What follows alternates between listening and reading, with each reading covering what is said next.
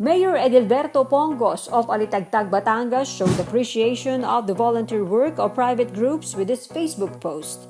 Riders and joggers in Alitagtag did their part in making sure the road they are using is clean. Members of Joggers, group of Alitagtag Riders and Alitagtag United Riders Club took the initiative to clean up Digin Road. Several members of the Alitagtag Municipal Police joined them.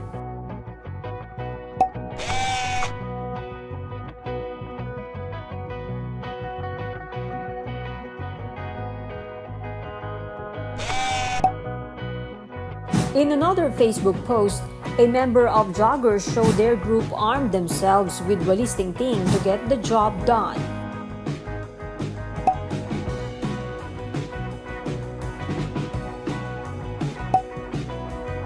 They also took the initiative to clear the area of weeds and replace them with ornamental plants.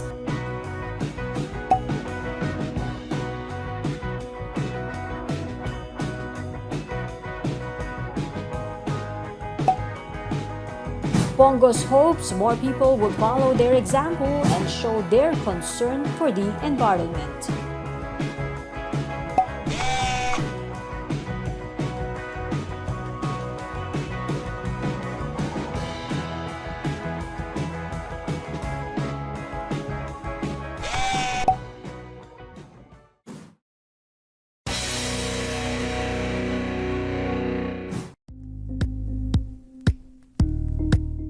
Thank you for watching Politico TV. Please like and subscribe to our channel for more videos.